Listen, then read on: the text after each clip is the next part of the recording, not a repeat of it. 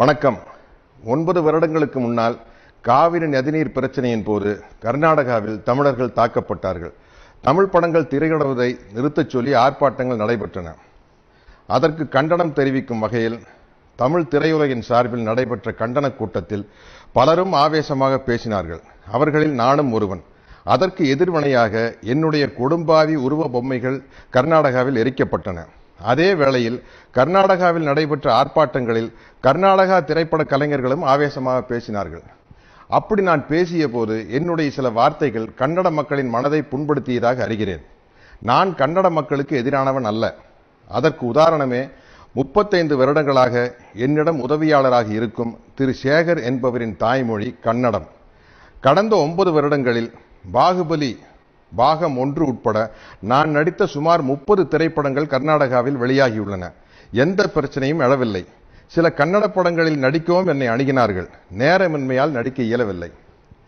9 வருடங்களுக்கு முன்னால் நடந்த அந்த கண்டன கூட்டத்தில் நான் பேசிய அந்த வீடியோ பதிவை யூடியூபில் பார்த்ததாலும், நான் பேசிய சில வார்த்தைகளால் கன்னட மக்களின் மனம் புண்படுவதாக அவர்கள் கருதுவதாலும், அந்த சில வார்த்தைகளுக்காக 9 வருடங்களுக்கு பிறகு நான் கன்னட மக்களிடம் என் மனப்பூர்வமான வருத்தத்தை தெரிவித்துக் கொள்கிறேன்.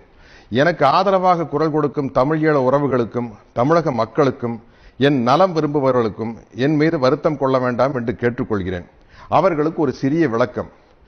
பாகுபலி என்ற மிகப்பெரிய படத்தின் ஒரு மிகச்சிறிய தொழிலாளிதான் நான். என் ஒருவனுடைய செயலின் பொருட்டு, சொற்களின் பொருட்டு பல ஆயிரம் பேர்களின் உழைப்பும் பணமும் விரயமாவதை நான் விரும்பவில்லை. அது மட்டுமல்லாது, கர்நாடக மாநிலத்திற்கு பாகுபலி 2ஆம் பாகத்தை வாங்கிய விநியோகஸ்தர்களும் திரையரங்கு உரிமையாளர்களும் பாதிக்கப்படாமல் பாதுகாக்கும் கூடுதல் பொறுப்பும் எனக்கு உள்ளது என்பதை தயவு செய்து புரிந்து கொள்ள வேண்டும் என்று கேட்டுக்கொள்கிறேன். அது இன்றைய ட்விட்டரில் இயக்குனர் திரு ராஜமௌழி அவர்கள் கூறிய விளக்கத்தின் மூலம் இன்றைய ட்விட்டர் பதிவில் ராஜமௌழி அவர்கள் கூறிய விளக்கத்தின் மூலமாக தெளிவாக தெரியும். ஆனாலும் இனிவரும் காலங்களில் தமிழீழ மக்களின் பிரச்சனையாக இருந்தாலும் சரி, காவிரி எனக்கு உள்ளது என்பதை தயவு செய்து புரிந்து கொள்ள வேண்டும் என்று கேட்டுக்கொள்கிறேன். அது இன்றைய ட்விட்டரில் இயக்குனர் திரு ராஜமௌழி அவர்கள் கூறிய விளக்கத்தின் மூலம் இன்றைய ட்விட்டர் பதிவில் ராஜமௌழி அவர்கள் கூறிய விளக்கத்தின் மூலமாக தெளிவாக தெரியும். ஆனாலும் இனிவரும் காலங்களில் தமிழீழ மக்களின் பிரச்சனையாக இருந்தாலும் சரி, காவிரி நதிநீர் பிரச்சனையாக இருந்தாலும் சரி, விவசாயிகள் பிரச்சனையாக இருந்தாலும் சரி, தமிழக மக்களின் நலம் சார்ந்த அனைத்து நியாயமான பிரச்சனைகளுக்கும் தொடர்ந்து குரல் கொடுத்து கொண்டுதான் இருப்பேன் என்பதை தெள்ளத் தெளிவாக கூறிக்கொள்கிறேன். இப்படி நான் கூறுவதால், இந்த சத்யராஜை வைத்து படம் எடுத்தால் எதிர்காலத்தில் தொல்லைகள் வரும் என்று கருதும் தயாரிப்பாளர்கள் தயவு செய்து இந்த சாதாரண சின்ன நடிகனை தங்கள் படங்களில் ஒப்பந்தம் செய்ய வேண்டாம், என்னால் நஷ்டமடைய வேண்டாம் என்று மிகவும் தாழ்மையுடன் கேட்டுக்கொள்கிறேன். ஏனென்றால் ஒரு நடிகனாக இருப்பதை விட, இறப்பதை விட எந்த விதமான மூட நம்பிக்கையும் இல்லாத ஒரு தமிழனாக இருப்பதும் இறப்பதும் தான் எனக்கு பெருமை, மகிழ்ச்சி.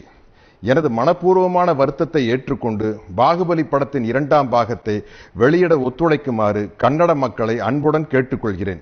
என் உணர்வுகளை புரிந்து கொண்டு எனக்கு உறுதுணையாக நின்ற தமிழீழ மக்கள், தமிழின உணர்வாளர்கள், தென்னிந்திய திரைப்பட நடிகர் சங்கம், தமிழ் திரைப்பட தயாரிப்பாளர் சங்கம், தமிழ் திரைப்பட இயக்குநர்கள் சங்கம், தென்னிந்திய திரைப்பட தொழிலாளர்கள் சங்கம், என் நலம் விரும்பிகள் அனைவருக்கும் நான் எனது மனமார்ந்த நன்றியை தெரிவித்துக் கொள்கிறேன்.